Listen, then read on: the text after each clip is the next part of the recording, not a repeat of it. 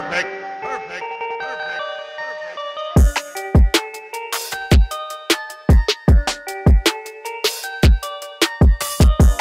All right, no intro for this one. I was just about to do something else, and boom, what do you know? Friday night bang. Celtics and Hawks are on right now. We get some breaking news, and here it is. Brooklyn, you got your wish. You got your wish. Adrian Wojnarowski just putting this out minutes ago. ESPN sources with Ramona Shelburne. An MRI revealed that Sixers star Joel Embiid suffered a sprained right knee and will miss Game 4 against the Brooklyn Nets tomorrow at 1 p.m. There is optimism that he could be ready to return as soon as early next week. Now, my initial thoughts right here, I don't know why I'm having this deja vu from last year when we found out at the end of the first round that Embiid was injured against the Toronto Raptors, and you know, there was optimism and then there was also pessimism, and people felt like, oh, this is going to linger, and then there were some people saying he's going to be okay. Ended up coming back, was not the same. I got to be honest, I don't know what to think. I'm very pissed off.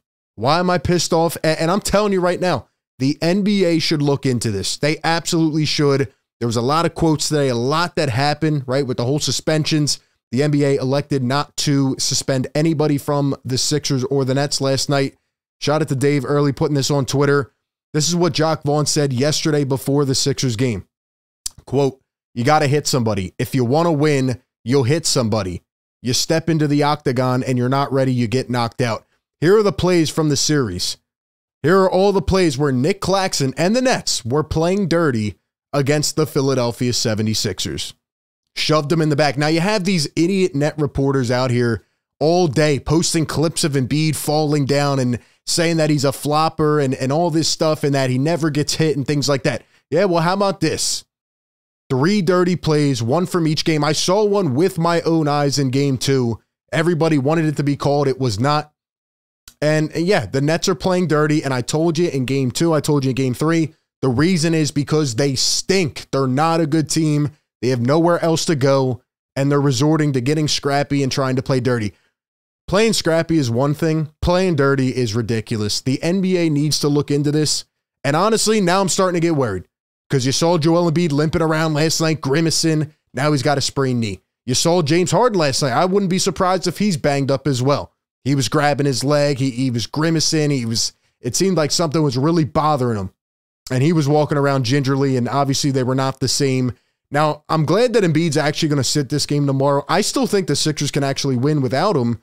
And I really, really hope they do, because Boston, you know, they're going to wrap up their series this week. The Sixers need as much rest as possible before Joel comes back. But now you have to wonder, is he going to be 100%? Is Harden going to be 100%? And it's all because the Nets started to play dirty. And it's absolutely ridiculous. Here's what Doc Rivers said earlier today about the Joel Embiid play with Nick Claxton. There's a lot that he said. I mean, Doc Rivers was actually on a W spree today. He was going off, and shout out to Doc. But here's the main quote that I like from today. "If we're going to start punishing the retaliators and not the instigators, then we got a problem in this league." I agree. You suspend Draymond, what about Sabonis? You want Embiid suspended, what about Claxton? Thinking he's AI, when he's not. He's nothing but an average center, if that. This is something completely different, but it all ties into each other, and the Sixers just need to get out of this series as healthy as possible now, but you have your superstar Joel Embiid banged up, dealing with injury yet again, and it happens every single year, and yes, it is frustrating. And I've been saying throughout the playoffs, I said it all season in the preview video, throughout the shows, the Sixers need to be healthy. That will gauge how far they can go. Obviously, they're going to be playing some of the best, but if they are not 100% healthy, if they are banged up, if Embiid can't do what he normally does, and he's obviously been frustrated, but the notion that Joel's not having a good series is also idiotic. Joel's having a pretty good series in my eyes. Obviously, he's turning the ball over a little bit too much, but he's not doing that much. He's deferring to his teammates. He's making big defensive plays in big moments, right? Big blocks, or he's passing out of doubles quickly. These are all things that people wanted to see from him over the years. He has matured, he has grown, and he's just letting his boys go out there and do it. But now, you know, he's injured, and come second round, third round, you need a healthy Joel Embiid. Doc Rivers earlier today said, quote, "As a coach, I love Jock, but I can't believe we have coaches campaigning for guys not to play. That's just nuts to me. I've been a player. This is a players league, and I'm 100% pro player. I think players should play in games. I agree 100%. Jock Vaughn has been crying. I saw other net players crying. It's like a trickle effect, right? The leader says it, and now all the other guys say it.